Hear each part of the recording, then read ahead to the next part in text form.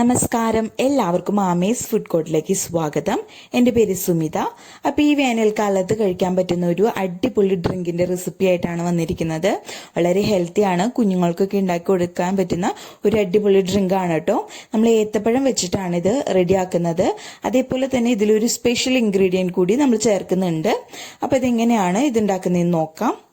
അപ്പോൾ നമ്മുടെ സ്പെഷ്യൽ ഏത്തപ്പഴം വെച്ചിട്ടുള്ള ഡ്രിങ്കിന് വേണ്ടിയിട്ട് ഞാനൊരു മീഡിയം സൈസിലുള്ള ഏത്തപ്പഴമാണ് എടുത്തിരിക്കുന്നത്. അത്യാവശ്യം നല്ല പഴുത്ത പഴം തന്നെയാണ് കേട്ടോ എടുത്തിരിക്കുന്നത്. അപ്പോൾ ഇത് നമുക്ക് ചെറിയ പീസസ് ആയിട്ടൊന്ന് കട്ട് ചെയ്ത് കൊണ്ടുവരാം. അപ്പോൾ ഞാൻ ഏത്തപ്പഴം ഇതേപോലെ ചെറിയ പീസസ് ആയിട്ട് കട്ട് ചെയ്തെടുത്തിട്ടുണ്ട്. ഇതൊരു മിക്സിയുടെ ജാറിലേക്ക് ഇട്ട് കൊടുക്കാം.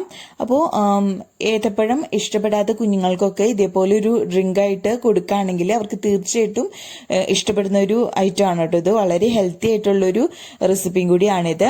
അപ്പോൾ ഇതിലേക്ക് ഞാൻ ഒരു 5 ബദാം പരിപ്പും കൂടി ഇട്ട് കൊടുത്തിട്ടുണ്ട്. അപ്പോൾ നിങ്ങൾക്ക് ഇഷ്ടമുള്ള നട്ട്സ് ഇതിലേക്ക് ചേർത്ത് കൊടുക്കാം കേട്ടോ. അതേപോലെ തന്നെ തിളപ്പിച്ച പാല് ഞാൻ ഫ്രീസറിൽ വെച്ചിട്ട് നല്ല പോലെ കട്ടിയാക്കി എടുത്തതാണ്. 2 കപ്പോളം വരും. അതും നമുക്ക് മിക്സിയുടെ ജാറിലേക്ക് ഇട്ട് കൊടുക്കാം.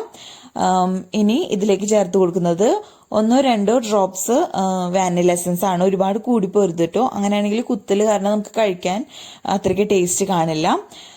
ഇനി ആണ് നമ്മുടെ സ്പെഷ്യൽ ഇൻഗ്രീഡിയൻറ്റ്, നമ്മുടെ ഈ ഒരു ഡ്രിങ്കിന് കുറച്ചും കൂടി ടേസ്റ്റ് കൂട്ടാൻ വേണ്ടിയിട്ടുള്ള ഇൻഗ്രീഡിയൻറ്റ് ചേർത്ത് കൊടുക്കുന്നത് വേറെ ഒന്നുമല്ല, ഐസ്ക്രീമാണ് കേട്ടോ. ഞാനിപ്പോൾ ഇതിലേക്ക് ചേർത്ത് കൊടുത്തിരിക്കുന്നത് കോഫി ഐസ്ക്രീമാണ്. കോഫി ഐസ്ക്രീമും അതേപോലെ നമ്മുടെ ഏത്തപ്പഴം കൂടി ചേരുമ്പോഴുള്ള ഒരു കോമ്പിനേഷൻ പറഞ്ഞറിയിക്കാൻ പറ്റില്ല, അത്രയ്ക്ക് ടേസ്റ്റാണ് കേട്ടോ. ഇനി കോഫി ഐസ്ക്രീം കിട്ടിയില്ല എന്ന് വെച്ച് ടെൻഷൻ അടിക്കേണ്ട. ഞാൻ കഴിഞ്ഞ ദിവസം കോഫി ഐസ്ക്രീമിൻ്റെ റെസിപ്പി അപ്ലോഡ് ചെയ്തിട്ടുള്ളതാണ് നമ്മുടെ ചാനലിൽ. അപ്പോൾ അത് കണ്ടിട്ട് വളരെ ഈസിയാണ് അത് ഉണ്ടാക്കാൻ വേണ്ടിയിട്ട്. അപ്പോൾ അത് കണ്ടിട്ട് റെഡിയാക്കിയതിന് ശേഷം ഇതേപോലെ ഷേക്ക് അടിച്ച് കുടിക്കുകയാണെങ്കിൽ വളരെ ടേസ്റ്റാണ്. അപ്പോൾ ഇതൊന്ന് നല്ലപോലെ അടിച്ചു കൊണ്ടുവരാം. അപ്പം മധുരം നമുക്ക് നോക്കിയിട്ട് മാത്രം ചേർക്കാം കേട്ടോ.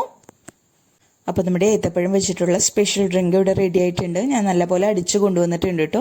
നല്ല തിക്കാണ്. അപ്പോൾ അടിച്ചപ്പോൾ എനിക്ക് കുറച്ച് മധുരത്തിൻ്റെ കുറവ് തോന്നിയത് കാരണം ഒരു 3 ടേബിൾ സ്പൂൺ പഞ്ചസാരയും കൂടി അടിച്ച സമയത്ത് ചേർത്തായിരുന്നു കേട്ടോ. അപ്പോൾ നിങ്ങൾ ഐസ്ക്രീമിൻ്റെയും പഴത്തിൻ്റെയും ഒക്കെ മധുരം നോക്കിയിട്ട് വേണം കേട്ടോ അതിലേക്ക് പഞ്ചസാരയുടെ അളവ് നിശ്ചയിക്കാൻ വേണ്ടിയിട്ട്.